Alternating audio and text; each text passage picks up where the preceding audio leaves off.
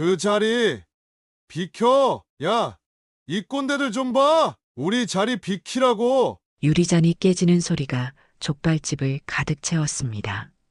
서울 성북동 골목 안쪽 천하족발의 금요일 저녁이었어요. 손님들은 잠시 놀라 고개를 들었다가 구석 테이블의 상황을 보고는 다시 고개를 숙였습니다. 아무도 끼어들고 싶지 않은 분위기였지요. 구석 테이블에는 4명의 노인이 앉아 있었습니다. 강진호, 최성국, 장태환, 백도영. 매년 1월 17일 그들은 이 자리에 모였어요. 41년째 이어온 약속이었습니다. 목소리의 주인공은 검은 가죽 재킷을 입은 젊은 남자였습니다. 그의 목에는 금목걸이가 반짝였고 손등에는 용 문신이 새겨져 있었지요. 두꺼운 금반지를 낀 손가락으로 테이블을 내리쳤어요. 청담동 형님들 온다고 했는데 이런 데나 와서 족발 쪼물딱거리고 있네. 그의 뒤로는 비슷한 차림의 젊은 남자 셋이 더 있었습니다. 술 냄새가 진동했고 그들의 눈은 충혈되어 있었어요. 손님들은 그들의 문신과 행동을 보고 조직 폭력배임을 직감했습니다. 모두 시선을 피했지요. 우리가 자리를 옮기면 되겠네. 강진호 할아버지가 조용히 말했습니다. 그는 안경을 벗어 천천히 닦았어요. 80을 바라보는 나이였지만 그의 눈빛은 젊은이들만큼 또렷했습니다. 형님들 올 때까지 시간 좀 때워볼까? 저기 할배. 지금 몇 살이야? 조폭 중 한 명이 최성국 할아버지의 어깨를 쿡쿡 찔렀습니다. 최 할아버지는 무반응으로 일관했지만 그의 손가락이 젓가락을 꽉 쥐었어요. 야, 이것들 농담도 통하지 않네. 어디 좀 가르쳐 볼까? 조폭 두목이 소주잔을 바닥에 던졌습니다. 쨍그랑 소리와 함께 유리 파편이 흩어졌어요. 족발집 주인이 황급히 다가왔지만 젊은 남자들은 그를 거칠게 밀쳐냈습니다. 그때였어요. 장태환 할아버지의 손에서 작은 금속 물체가 떨어졌습니다. 낡은 군번줄이 바닥에 굴러갔어요. 그 끝에는 B7091과 박종태라는 이름이 새겨져 있었습니다. 조폭 두목이 그것을 발로 밟았어요. 이거 뭐야? 박종태? 이 늙은이 이름이야? 순간 4명의 노인들이 동시에 움직였습니다.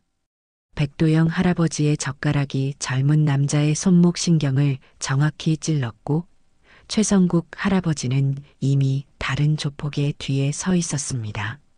장태환 할아버지는 테이블 아래로 손을 뻗어 군번줄을 움켜쥐었고 강진호 할아버지는 그저 일어나 안경을 다시 쓰는 것만으로도 족발집 안의 공기가 얼어붙었습니다. 우리는 조용히 식사하고 싶었을 뿐입니다. 강진호의 목소리는 부드러웠지만 그 말이 끝나기도 전에 4명의 조폭들은 모두 바닥에 무릎을 꿇고 있었습니다. 어떻게 된 일인지 아무도 정확히 보지 못했어요. 그저 눈 깜짝할 사이에 상황이 역전되었을 뿐이었지요.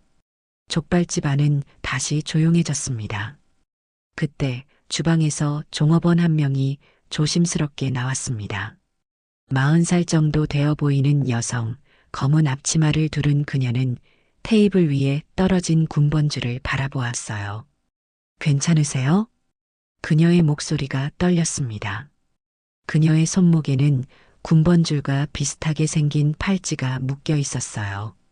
그것을 본 장태환 할아버지의 눈이 커졌습니다. 내가 종태의 딸이구나. 족발집은 다시 정적에 잠겼습니다. 종업원 여자는 놀란 눈으로 고개를 끄덕였어요. 박미자입니다.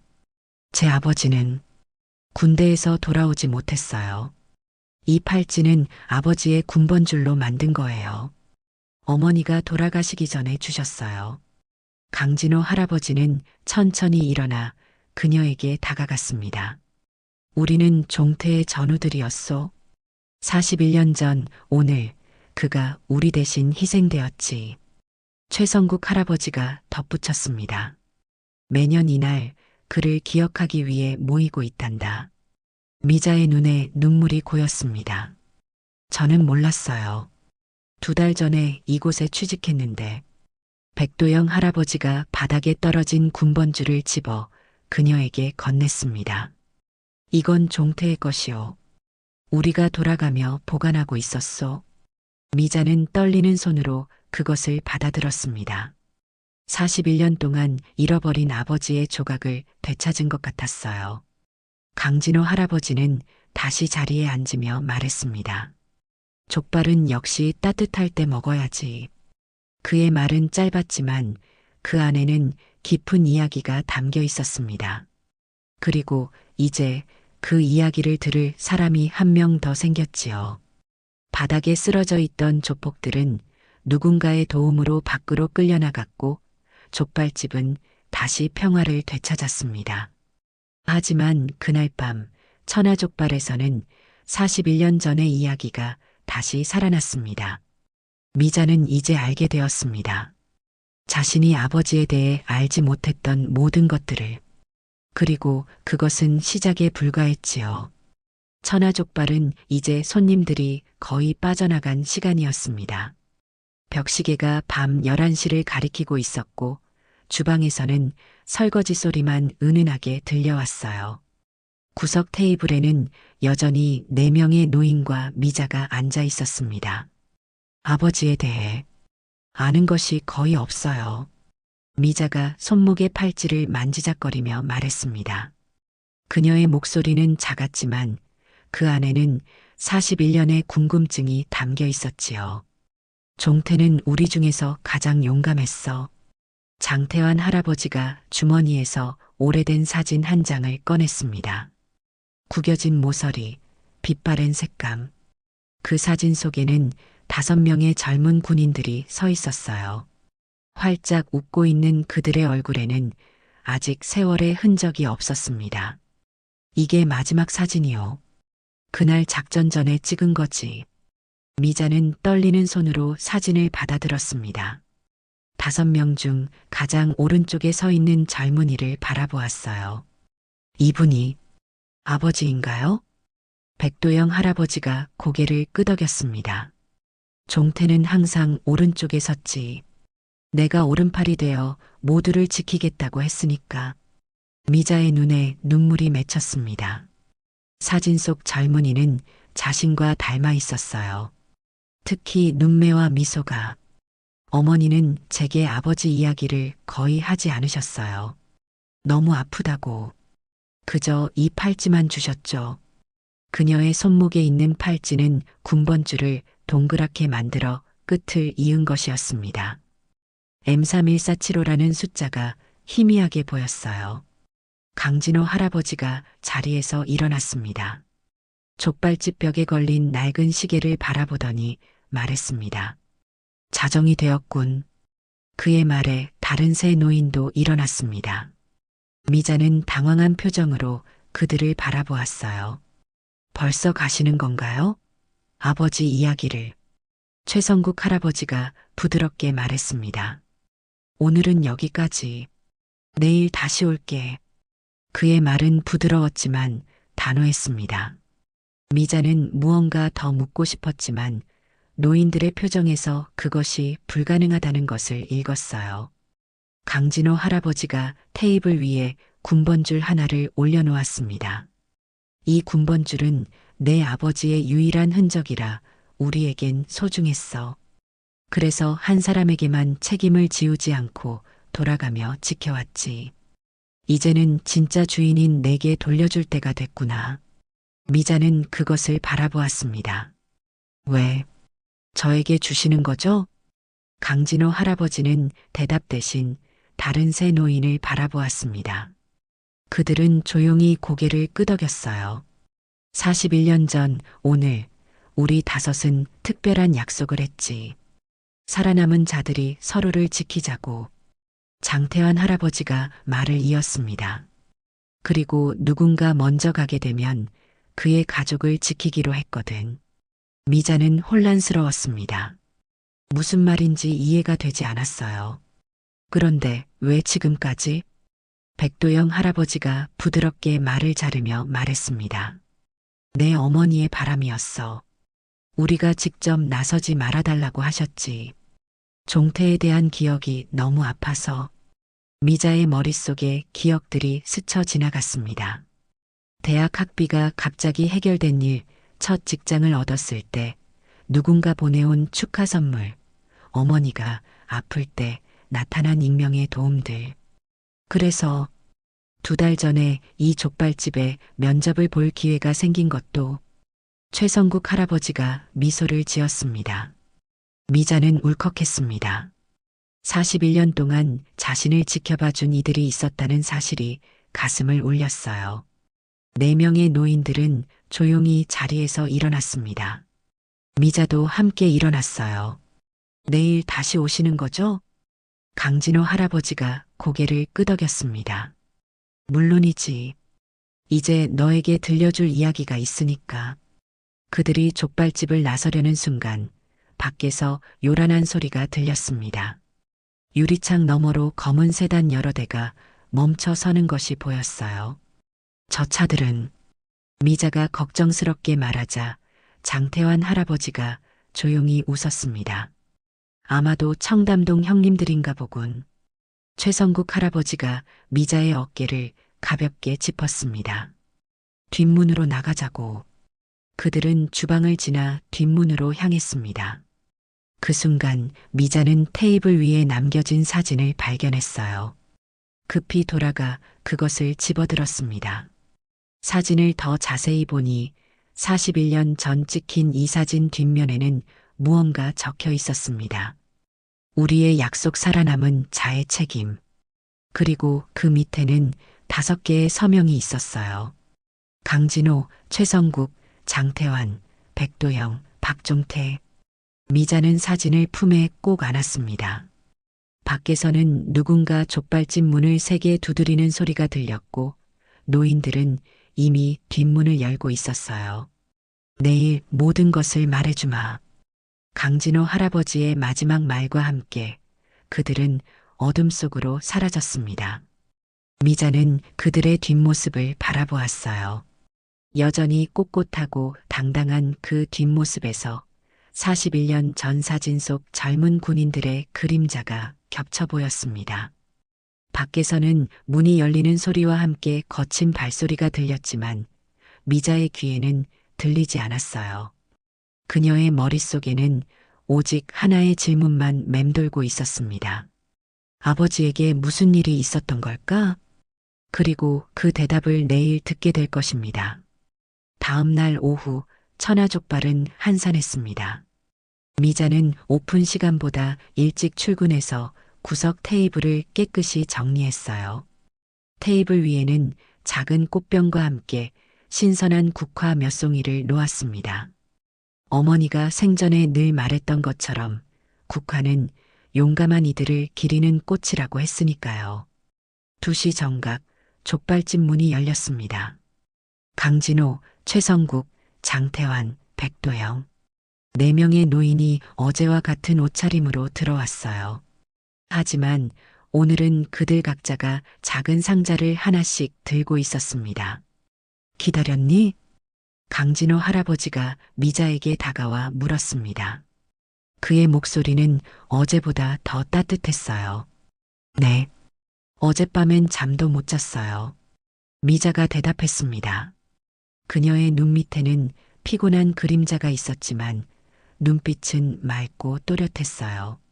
4명의 노인들이 자리에 앉았습니다. 미자도 함께 앉았어요. 장태환 할아버지가 조용히 말했습니다. 어젯밤 조폭들은 다시 오지 않았어? 미자는 고개를 저었습니다. 괜찮았어요. 사장님이 오셔서 문을 닫았어요. 청담동에서 온 사람들은 잠시 찾아왔다가 곧 떠났대요. 백도영 할아버지가 작게 웃었습니다. 다행이네. 미자는 탁자 위에 놓인 4개의 작은 상자를 바라보았습니다. 이 상자들은 노인들이 각자 가지고 온 것들이었어요. 그 안에 무엇이 들어있는지 궁금했지만 예의상 먼저 묻지 않았습니다. 자, 이제 시작하지. 강진호 할아버지가 말했습니다. 그는 천천히 안경을 벗고 닦으며 먼 산을 바라보는 눈빛으로 이야기를 시작했어요. 1982년 1월 17일, 우리 다섯은 특수작전을 수행하고 있었소. 강원도 최전방 남북 접경 지역이었지. 최성국 할아버지가 말을 이었습니다. 5.18 특수부대. 우리 다섯은 그 소속이었지. 일반인들은 알지 못하는 부대였어. 장태환 할아버지가 탁자 위에 낡은 군대 수첩을 올려놓았습니다. 그날의 작전은 간단했단다. 북한 고위 간부가 월남을 시도한다는 정보를 입수했고 우리는 그를 안전하게 데려오는 임무였지. 백도영 할아버지도 말을 보탰습니다. 하지만 그건 함정이었어. 미자는 숨을 멈추고 그들의 말에 귀를 기울였습니다. 강진호 할아버지가 다시 말을 이었어요. 우리가 정해진 만남 장소에 도착했을 때 그곳에는 간부가 아니라 북한 특수부대 병력들이 기다리고 있었소. 최성국 할아버지의 손이 떨렸습니다. 그는 테이블 위에 놓인 그의 상자를 열어 낡은 군용 라이터 하나를 꺼냈어요. 교전이 시작됐지. 우리는 수적으로 열세였어. 하지만 우리는 물러서는 법을 몰랐지. 장태환 할아버지가 깊은 한숨을 쉬었습니다. 종태는 우리 중 가장 뛰어난 사수였거든. 그는 적의 첫 번째 공격을 막아냈지. 하지만 백도영 할아버지가 고개를 숙였습니다. 그의 눈에 눈물이 고였어요. 두 번째 공격 때 수류탄이 날아왔어. 그게 우리 쪽으로 떨어졌지. 미자의 심장이 빠르게 뛰었습니다. 그녀는 이미 결말을 짐작했지만 그 말을 듣고 싶지 않았어요. 종태가 몸을 던졌어. 강진호 할아버지의 목소리가 떨렸습니다. 처음으로 그의 감정이 드러나는 순간이었어요. 수류탄을 감싸 안고 우리에게서 멀리 뛰어갔지. 그리고 미자의 눈에서 눈물이 흘러내렸습니다. 말없이 그저 눈물만. 최성국 할아버지가 그의 상자에서 꺼낸 라이터를 켰습니다. 작은 불꽃이 테이블 위에서 흔들렸어요. 이건 종태의 라이터야. 그날 아침 작전 전에 담배 한 대 피우고 돌아오자며 내게 빌려줬던 것이지. 장태환 할아버지도 그의 상자를 열었습니다. 안에는 군용 메달이 있었어요. 이건 종태가 받은 첫 번째 메달이야. 항상 이건 내 아이에게 주겠다고 했었지. 백도영 할아버지는 그의 상자에서 편지 한 통을 꺼냈습니다. 오래되어 누렇게 변한 봉투였어요. 종태는 매번 작전 전에 편지를 썼어. 살아 돌아오지 못할 경우 가족에게 전해달라고. 그날도 이 편지를 내게 맡겼지. 하지만 내 어머니는 이 편지를 받기를 거부했어. 왜 거부하셨던 거죠? 내 어머니는 종태의 죽음을 인정하기 너무 힘들어 하셨어. 우리가 전해주려 할 때마다 종태는 돌아올 거야라고 하셨지. 나중에는 종태와 관련된 모든 것이 너무 아팠나 봐. 게다가 종태가 위험한 비밀을 알고 있었다는 사실을 어렴풋이 짐작하셨던 것 같아.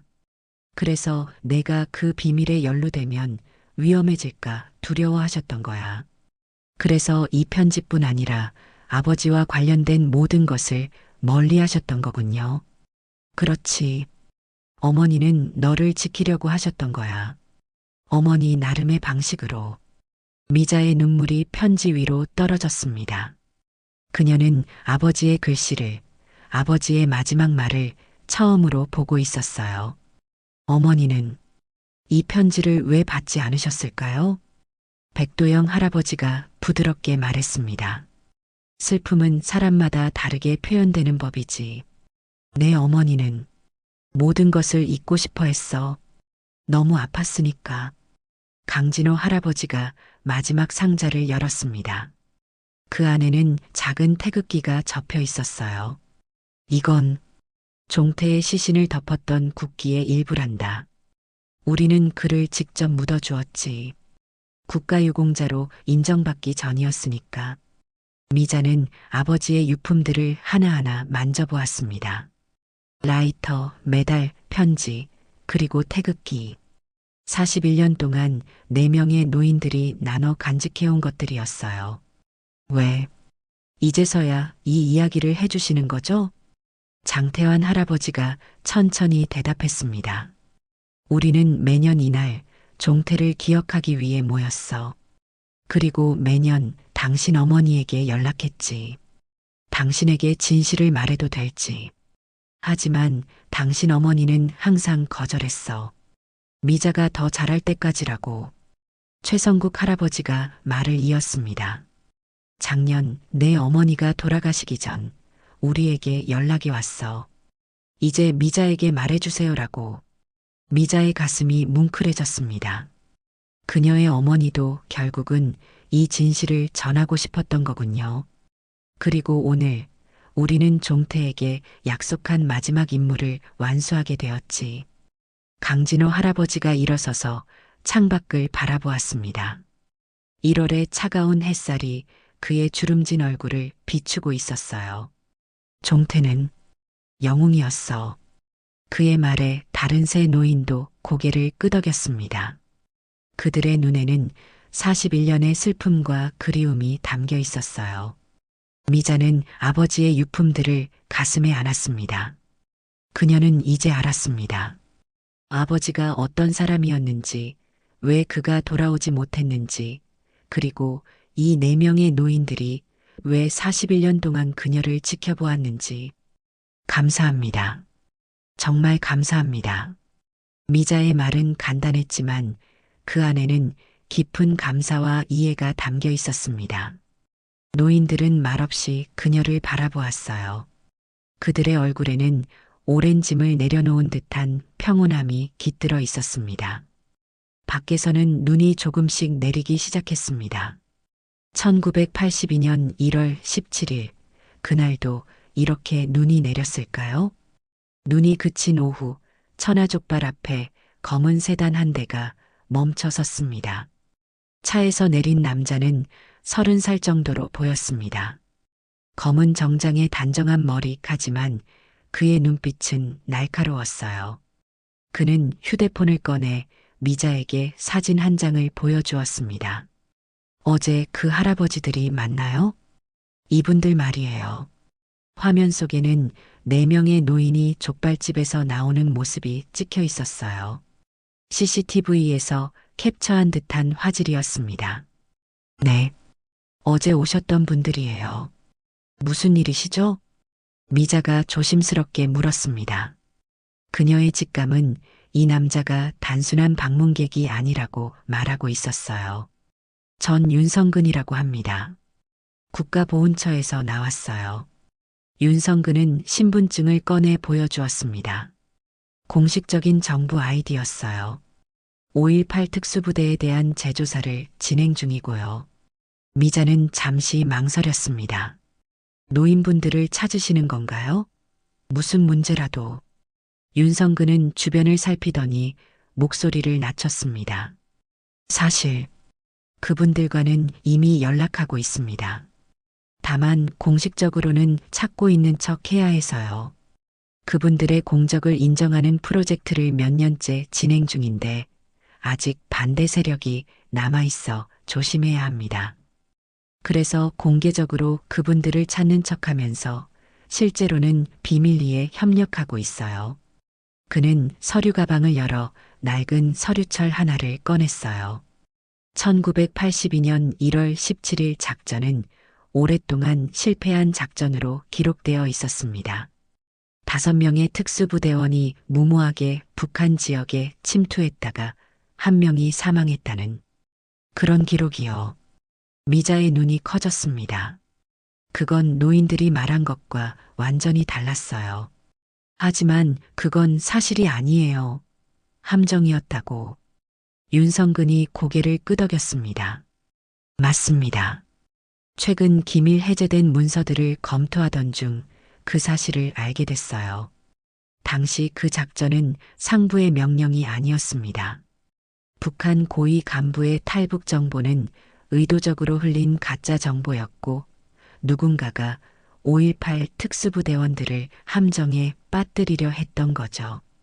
미자는 믿을 수 없다는 표정을 지었습니다. 그럼 왜 그런 일이? 당시 군 내부에 스파이가 있었습니다. 북한과 연결된 윤성근의 목소리가 낮아졌습니다. 그는 주변을 살펴본 후 말을 이었어요. 그리고 그 스파이가 누구인지 알아낸 사람이 바로 박종태 중사였습니다. 미자의 심장이 빠르게 뛰었습니다. 아버지가 스파이를 발견했다고요? 박종태 중사는 죽기 전 정보를 아주 특별한 방식으로 남겼어요. 미자는 자동적으로 손목의 팔찌를 만졌습니다. 그런데 잠시 후 족발집 밖에서 요란한 소리가 들렸어요. 검은 SUV 세대가 거칠게 도로변에 멈춰 섰습니다. 윤성근의 표정이 긴장으로 굳었습니다. 여기서 나가야 합니다. 지금 당장. 무슨 일이에요? 미자가 놀라서 물었지만 윤성근은 이미 그녀의 팔을 잡아 주방 쪽으로 이끌고 있었어요. 그 스파이가 누구였는지 아세요? 당시 5.18 특수부대를 총괄하던 김정훈 대령이었습니다. 그리고 그는 지금 청담그룹의 회장이죠. 미자의 머릿속에 어제 조폭들이 했던 말이 떠올랐습니다. 청담동 형님들. 어제 조폭들은 김정훈의 사람들입니다. 그들은 우연히 노인들을 발견한 게 아니에요. 추적하고 있었던 겁니다. 윤성근은 재빨리 자신의 전화를 꺼내 연락을 취했습니다. 강 선생님, 상황이 급해졌습니다. 그들이 족발집에 왔어요. 미자 씨와 함께 뒷문으로 나가고 있습니다. 그는 미자에게 윙크했습니다. 걱정 마세요. 제가 당신의 아버지와 그분들의 명예를 회복시키는 프로젝트에 몇 년째 참여하고 있어요. 강진호 선생님과는 이미 연락하고 있었습니다. 그들이 주방을 지나 뒷문에 도달했을 때 앞에서는 이미 문이 열리는 소리가 들렸어요. 누군가 족발집에 들어선 것 같았습니다. 여기 종업원, 어디 있어? 거친 목소리였습니다. 윤성근이 미자에게 낮은 목소리로 말했습니다. 아버지가 남긴 정보가 군번줄에 있어요. M31475. 이건 단순한 군번이 아닙니다. 암호예요. 당신의 팔찌를 잘 간직하세요. 그들이 뒷문을 열었을 때 밖에는 이미 검은 승용차 한 대가 기다리고 있었습니다. 차 안에는 강진호 할아버지가 앉아 있었어요. 빨리 타요. 윤성근이 미자를 차로 밀어넣고 자신도 재빨리 탔습니다. 차는 곧바로 출발했어요. 미자는 뒤돌아보았습니다. 족발집 안에서 누군가가 뛰어나오는 모습이 보였어요. 검은 정장을 입은 남자들. 그들의 손에는 검은 물체가 들려 있었습니다. 총? 미자의 목소리가 떨렸습니다. 강진호 할아버지는 차분하게 말했습니다. 걱정 말아요. 우리는 이미 준비가 되어 있었어. 내가 갖고 있는 팔찌의 군번이 이상하다고 생각하지 않았니? 미자가 고개를 끄덕였습니다. 사실 그건 일반 군번이 아니야. 내 아버지가 임무를 위해 특별히 제작한 위장 군번이었어. 군대 내 어떤 데이터베이스에도 존재하지 않는 번호야. 내 아버지는 진짜 군번은 우리에게 맡기고 이 특수 제작 군번을 내 어머니에게 남겼던 거야. 얼마나 치밀하게 계획했는지 보여주는 증거지. 차는 골목길을 빠르게 빠져나갔습니다. 미자는 이제야 자신이 무언가 거대한 일에 휘말렸다는 것을 실감했어요. 도대체 무슨 일이에요? 아버지가 스파이를 발견했다고요? 윤성근이 설명하기 시작했습니다. 박종태 중사는 김정훈이 북한에 군사 기밀을 넘기고 있다는 사실을 알아냈습니다. 그리고 그 증거를 확보하기 위해 혼자 위험한 임무를 자처했죠. 하지만 김정훈이 그것을 눈치채고 강진호 할아버지가 말을 이었습니다. 함정을 설치한 거지. 우리를 모두 없애려고. 미자는 어지러운 기분이 들었습니다. 아버지의 죽음, 41년간의 비밀, 그리고 지금도 계속되는 위험. 이 모든 것이 현실이라니. 김정훈은 5.18 특수부대 사건 이후 군을 떠나 사업가로 변신했지. 청담그룹을 일으켜 막대한 부를 쌓았어. 강진호 할아버지의 표정이 어두워졌습니다. 하지만 그의 부는 북한과의 불법 거래로 시작된 것이고 지금도 계속되고 있지. 윤성근이 고개를 끄덕였습니다. 우리는 그의 범죄를 밝혀낼 증거가 필요합니다. 그리고 그 증거가 아버지의 군번줄에 있다고요? 미자가 팔찌를 바라보며 물었습니다. 네. 하지만 그것만으로는 부족해요. 네 분이 각자 가지고 계신 물건들이 모여야만 완전한 증거가 됩니다. 차는 이제 도심을 벗어나 한적한 도로로 접어들었습니다. 미자는 창밖을 바라보았어요. 자신의 평범했던 일상이 순식간에 사라져버린 것 같았습니다. 우리는 어디로 가고 있는 거죠? 안전한 곳으로 간단다. 강진호 할아버지가 대답했습니다. 41년 전 종태가 우리에게 마지막으로 남긴 말이 있어. 언젠가 진실이 밝혀질 날이 올 거야. 그때를 위해 준비하자. 우리는 그 말을 지켜왔지. 미자는 깊은 숨을 들이마셨습니다. 그녀는 이제 알았습니다. 이것은 단순한 추모나 과거의 이야기가 아니었어요. 이것은 아직 끝나지 않은 전쟁이었습니다. 그리고 그녀는 이제 그 전쟁의 한가운데 서 있었어요. 서울 외곽의 조용한 전원주택. 나무로 둘러싸인 이 집은 바깥에서 보면 평범한 은퇴한 노부부의 집처럼 보였습니다. 안으로 들어서자 깔끔하게 정리된 거실이 나타났어요. 벽면에는 오래된 사진들이 걸려 있었고 책장에는 군사 관련 책들이 가지런히 꽂혀 있었습니다. 여기서 우리가 자주 모이는 곳이에요. 강진호 할아버지가 미자를 안으로 안내했습니다. 이미 최성국, 장태환, 백도영 할아버지가 그곳에 모여 있었어요. 그들 앞에는 테이블이 있었고 그 위에는 각자가 가져온 상자들이 놓여 있었습니다. 지난 40년 동안 우리는 내 아버지의 진실을 밝히기 위해 노력해왔단다. 미자는 벽에 걸린 사진들을 바라보았습니다. 젊은 시절의 노인들, 군복을 입은 아버지, 그리고 익숙하지 않은 몇몇 사람들의 사진이 있었어요. 이분은 누구신가요? 미자가 한 남자의 사진을 가리켰습니다. 김정훈이야. 당시 우리 부대의 대령이었지. 지금은 청담그룹의 회장이 됐어. 윤성근이 설명했습니다. 그가 바로 당신 아버지를 함정에 빠뜨린 사람입니다. 미자는 놀라서 사진을 자세히 보았습니다. 평범해 보이는 중년 남성이었어요. 하지만 그의 눈빛에는 무언가 차가운 것이 있었습니다. 미자 씨, 그 팔찌를 좀 볼 수 있을까요? 장태환 할아버지가 부드럽게 요청했습니다. 미자는 손목에 팔찌를 풀어 테이블 위에 올려놓았어요. 4명의 노인들은 각자의 상자에서 물건들을 꺼냈습니다. 라이터, 메달, 편지, 태극기 조각, 그리고 미자의 팔찌까지. 백도영 할아버지가 안경을 꺼내 쓰고 팔찌를 자세히 살펴보았습니다. 이 군번이 좀 특이하게 생겼지? 그는 종이와 연필을 꺼내 무언가를 그렸습니다. 지도였어요. M31475는 군사 지도의 좌표를 나타내는 방식이었어. 종태가 이 좌표가 중요하다고 했었지. 미자는 고개를 갸웃했습니다. 좌표요? 무슨 좌표인가요? 최성국 할아버지가 라이터를 들어 불을 켰습니다. 그리고 오래된 종이 한 장을 꺼내 펼쳤어요. 군사 지도였습니다.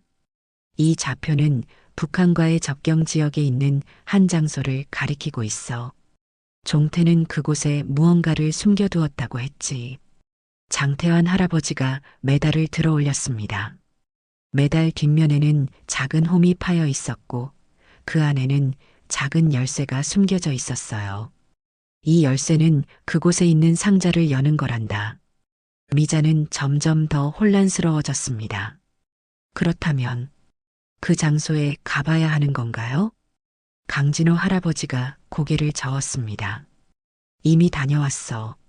10년 전쯤 우리가 직접 그곳에 가서 종태가 남긴 상자를 찾았단다. 종태는 혹시 모를 상황에 대비해 우리 각자에게 단서의 일부분씩을 남겼어. 내게는 지도를, 최성국에게는 대략적인 위치를, 장태환에게는 열쇠를, 그리고 내 어머니에게는 정확한 좌표가 새겨진 군번줄을 남겼지. 우리는 대략적인 위치는 알고 있었지만 수십 년 동안 정확한 지점을 찾지 못했어. 사실 종태는 여러 개의 단서를 남겨서 상자가 있는 대략적인 지역은 알려줬지. 그러나 정확한 위치는 이 좌표 없이는 찾을 수 없었어. 우리는 10년 전 그 지역 일대를 몇 달 동안 샅샅이 뒤져서 운 좋게 상자를 발견했단다. 이 좌표가 있었다면 단 몇 시간 만에 찾았을 거야. 내 어머니는 우리에게 군번줄을 잃어버렸다고 하셨어. 나중에 알고 보니 사실은 내게 팔찌로 만들어 주셨던 거였지. 어머니도 그 숫자의 중요성을 알고 계셨을지도 모르지만 끝까지 너를 보호하고 싶으셨던 것 같아. 그는 테이블 아래에 있던 낡은 금속 상자를 꺼냈습니다. 상자는 녹이 슬었지만 튼튼해 보였어요. 장태환 할아버지가 메달에서 꺼낸 열쇠를 미자에게 건넸습니다. 자, 내가 직접 열어봐. 내 아버지가 남긴 상자니까. 미자는 떨리는 손으로 메달에서 꺼낸 열쇠를 받아 상자의 자물쇠에 넣었습니다. 딸깍 소리와 함께 상자가 열렸어요. 상자 안에는 오래된 카세트 테이프와 몇 장의 사진, 그리고 문서들이 담겨 있었습니다. 이게 뭔가요? 윤성근이 설명했습니다. 이것은 김정은이 북한 측과 비밀리에 만나는 모습을 찍은 사진들입니다. 그리고 이 테이프에는 그들의 대화가 녹음되어 있어요. 그는 조심스럽게 문서들을 들어 올렸습니다. 이 문서들은 김정은이 북한에 군사정보를 팔아넘긴 증거입니다. 박종태 중사는 이 모든 것을 발견했고 그것 때문에 그를 제거하려 했던 거죠. 미자는 눈을 크게 뜨고 상자 속 내용물을 바라보았습니다. 그녀의 아버지가 목숨을 걸고 지켜낸 증거들이었어요. 아버지는 이 모든 것을 미리 준비하셨던 거예요? 강진호 할아버지가 천천히 고개를 끄덕였습니다. 종태는 자신이 위험하다는 것을 알고 있었어. 그래서 증거를 안전한 곳에 숨겨두고 우리에게만 그것을 찾을 수 있는 단서를 남겼지. 하지만 왜 이제서야 이 증거를 밝히는 거죠? 왜 40년이나 기다리셨어요? 백도영 할아버지가 말했습니다. 김정우는 강력한 힘을 가지고 있었어. 군에서 물러난 후에도 정치와 경제계에 영향력이 컸지. 우리가 증거를 가지고 나서도 그를 기소할 만한 정치적 환경이 아니었단다. 윤성근이 덧붙였습니다. 최근에야 과거사 정리위원회가 설립되고 이런 사건들을 재조사할 수 있는 법적 근거가 마련됐습니다. 미자는 천천히 고개를 끄덕였습니다. 아버지와 이 노인들의 긴 싸움이 이제야 끝을 맺을 수 있게 된 것이군요. 장태환 할아버지가 서류 한 장을 꺼내 미자에게 건넸습니다. 그리고 종태는 너를 위해 또 다른 것을 남겼단다. 그것은 은행 통장이었습니다. 박종태 명의로 된 통장이었어요. 종태는 월급의 일부를 매달 저축했어. 우리는 그의 뜻에 따라 그 돈을 안전하게 투자했고 미자는 통장의 잔액을 보고 숨을 들이켰습니다. 그 금액은 상상할 수 없을 만큼 컸어요. 이게 정말인가요? 근데 왜 이제서야? 최성국 할아버지가 설명했습니다. 법적인 문제였어. 종태는 공식적으로 사망 선고를 받지 못했거든. 국가 기밀 작전이었기 때문에 실종으로 처리됐고 그의 재산은 법적으로 동결됐었지. 방금 전 윤성근 씨가 말한 과거사 위원회가 최근에야 이 문제를 해결해 준 거야. 백도영 할아버지가 부드럽게 미소 지었습니다. 내 어머니는 우리의 접근을 원치 않았어. 내가 아버지의 그림자 없이 자라길 바랐으니까. 우리는 그 뜻을 존중했지만 종태의 유산만큼은 지켜왔단다. 미자의 눈에서 눈물이 흘러내렸습니다. 저는 제빵사 자격증이 있어요. 남편과 함께 작은 베이커리를 열고 싶었는데 사업 실패로 모든 것을 잃었거든요. 그녀의 말에 4명의 노인들이 서로를 바라보았습니다. 그들의 눈에는 따뜻한 미소가 어려 있었어요. 이제 내 꿈을 이룰 수 있겠구나. 강진호 할아버지가 말했습니다. 아버지가 도와주신 거네요. 미자가 일어나 4명의 노인들에게 깊이 인사했습니다. 정말 감사합니다. 아버지를 대신해서 그리고 저를 위해 이 모든 것을 해주셔서. 강진호 할아버지가 미자의 어깨를 가볍게 짚었습니다. 이제 우리의 임무는 2가지만 남았어. 김정훈을 법의 심판대에 세우는 일과. 그는 잠시 말을 멈췄다가 미소를 지었습니다. 종태의 딸이 행복하게 사는 모습을 보는 일이지. 미자는 결연한 표정으로 고개를 끄덕였습니다. 저도 함께하고 싶어요. 아버지의 이름을 위해 그리고 이분들을 위해서요. 윤성근이 미자를 바라보았습니다. 그의 눈에는 존경심이 깃들어 있었어요. 당신 아버지는 정말 자랑스러워 하실 겁니다. 밖에서는 해가 지고 있었습니다. 창문으로 보이는 노을이 방 안을 붉게 물들였어요. 그 붉은 빛 속에서 미자는 아버지의 사진을 바라보았습니다. 처음으로 그녀는 아버지를 정말로 알게 된 것 같았어요. 그리고 아버지가 물려준 용기와 진실에 대한 사랑을 자신도 가슴에 품을 수 있다는 것을 느꼈습니다. 아버지의 일을 마무리 지으러 가요. 미자의 목소리는 더 이상 떨리지 않았습니다. 그녀의 눈에는 새로운 결심이 담겨 있었어요. 강진호 할아버지가 미소를 지으며 일어났습니다. 종태의 딸답구나. 자, 이제 시작하자. 4명의 노인들과 미자, 그리고 윤성근은 함께 방을 나섰습니다. 그들 앞에는 40년 동안 기다려온 정의의 순간이 기다리고 있었습니다. 1년 후 서울 강남의 한 조용한 거리. 종태의 기억 베이커리 앞에는 오픈을 기다리는 손님들이 줄을 서 있었습니다. 유리창을 통해 보이는 각 구운 빵과 케이크는 지나가는 이들의 발길을 붙잡기에 충분했지요. 미자는 주방에서 마지막 크로와상을 정성스럽게 진열대에 옮기고 있었습니다. 그녀의 손놀림은 능숙했고 표정은 평온했어요. 미자의 남편은 계산대 준비를 마치고 있었고 2 사람의 아들은 작은 테이블에서 그림을 그리고 있었습니다. 오늘이 딱 1주년이네요. 미자의 남편이 말했습니다. 그는 벽에 걸린 사진을 바라보았어요. 그 사진 속에는 미자의 아버지 박종태와 4명의 노인들이 젊은 시절의 모습으로 웃고 있었습니다. 아버지가 보고 계시겠죠? 미자가 미소를 지었습니다. 그녀의 눈에는 더 이상 슬픔이 없었어요. 그저 따뜻한 그리움만이 담겨 있었습니다. 오전 10시 베이커리의 문이 열렸습니다. 손님들이 하나둘 들어오기 시작했어요. 그들 중에는 4명의 노인들도 있었습니다. 강진호, 최성국, 장태환, 백도영 할아버지. 그들은 언제나처럼 단정한 차림새였지만 이제 더 편안해 보였습니다. 어서 오세요. 미자가 반갑게 맞이했습니다. 노인들은 베이커리 안쪽 특별석으로 안내되었어요. 그곳에는 전우의 테이블이라는 작은 명패가 붙어 있었습니다. 오늘 특별히 준비한 게 있어요. 미자는 주방으로 돌아가 케이크 하나를 가져왔습니다. 그 위에는 작은 태극기와 진실과 정예, 그리고 기억을 위해라는 문구가 쓰여 있었어요. 자, 커피도 준비됐습니다.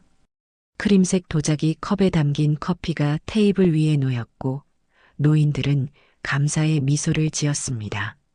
뉴스 보셨어요? 강진호 할아버지가 고개를 끄덕였습니다. 맞단다. 드디어 끝났구나.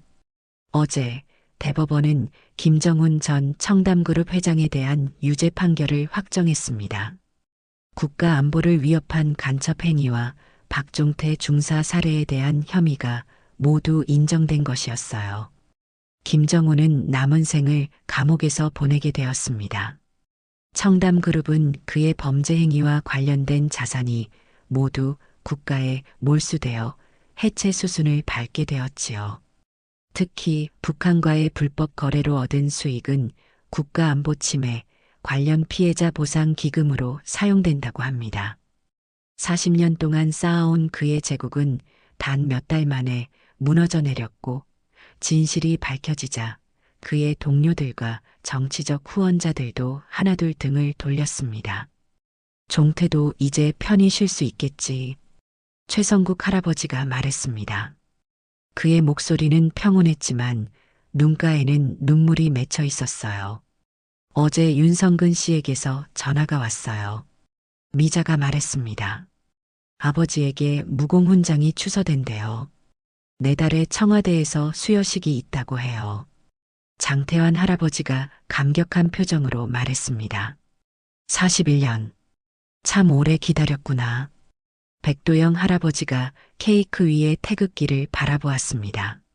하지만 우리는 항상 알고 있었지. 종태가 영웅이라는 걸. 그때 베이커리 문이 열리고 윤성근이 들어왔습니다. 그의 손에는 서류 가방이 들려 있었어요. 늦지 않았길 바랍니다. 윤성근이 테이블로 다가와 인사했습니다. 그는 가방에서 서류 하나를 꺼냈어요. 박종태 중사의 군 기록이 완전히 정정되었습니다. 이제 역사책에는 그가 진짜 영웅으로 기록될 거예요. 미자는 그 서류를 받아들고 눈물을 참았습니다. 그녀의 아들이 달려와 엄마의 손을 잡았어요. 엄마, 할아버지 이야기 들려줘. 할아버지는 정말 용감한 분이셨어. 미자는 아들을 안아 올렸습니다. 우리가 할아버지 이야기를 들려줄까? 아이는 신이 나서 고개를 끄덕였고 노인들은 41년 전 이야기를 하나씩 들려주기 시작했습니다. 하지만 이번에는 슬픈 이야기가 아니었어요. 젊은 날의 웃음과 우정, 그리고 용기에 대한 이야기였습니다. 미자는 그들을 바라보며 생각했습니다. 아버지는 떠났지만 그의 정신은 여전히 살아있다고. 이 4명의 노인들 안에, 그리고 이제는 그녀와 그녀의 아들 안에서도 베이커리 유리창 너머로 아름다운 봄 햇살이 비쳐 들어왔습니다. 바깥에는 사람들이 평화롭게 거리를 오가고 있었어요. 그들은 알지 못했습니다. 이 평화를 위해 누군가가 목숨을 바쳤다는 것을, 그리고 그 희생을 41년 동안 기억해온 사람들이 있다는 것을. 오후가 되자 노인들은 일어날 준비를 했습니다. 이제 우리도 갈 시간이구나. 강진호 할아버지가 말했습니다. 그런데 그때 미자가 그들을 다시 앉히며 말했어요. 잠시만요. 보여드릴 게 있어요. 그녀는 베이커리 안쪽으로 들어가 특별한 케이크를 가져왔습니다. 그 위에는 5개의 작은 군번줄 모양 초콜릿이 놓여 있었어요. 매년 1월 17일, 이 베이커리는 문을 닫을 거예요. 그리고 이 베이커리의 수익 일부는 매년 보훈 가족들을 위해 기부될 거예요. 살아남은 자의 책임이라는 이름으로요. 노인들의 눈에 눈물이 고였습니다. 백도영 할아버지가 떨리는 목소리로 말했습니다. 종태가 정말 자랑스러워할 거야. 그들은 함께 케이크에 촛불을 불었습니다. 미자의 아들은 신이 나서 손뼉을 쳤고 노인들은 따뜻한 미소를 지었어요. 이제 그들의 긴 여정은 끝이 났습니다. 진실은 밝혀졌고 정의는 실현되었으며 기억은 계속될 것입니다. 강진호 할아버지가 마지막으로 말했습니다. 평범한 영웅들의 이야기는 책에 쓰이지 않지만 그들의 희생이 우리를 여기까지 오게 했다는 걸 잊지 말아야 해. 미자는 고개를 끄덕이며 아들의 머리를 쓰다듬었습니다. 그리고 작은 목소리로 말했습니다. 아버지, 이제 편히 쉬세요. 우리가 기억하고 있을게요. 베이커리 벽에 걸린 사진 속 젊은 박종태의 모습이 햇살 아래 빛났습니다. 그의 미소는 영원히 그곳에 남아 모든 이에게 용기와 희망을 전해줄 것입니다. 그리고 이 이야기는 한적한 족발집에서 시작된 평범한 노인들의 비범한 여정의 끝이자 새로운 시작이 되었습니다. 오늘 이야기 어떠셨나요? 평범한 일상 속 영웅들의 이야기가 여러분의 마음에 와닿았기를 바라며 구독과 좋아요 부탁드립니다. 여러분이 생각하는 평범한 영웅은 누구인가요? 댓글로 남겨주세요.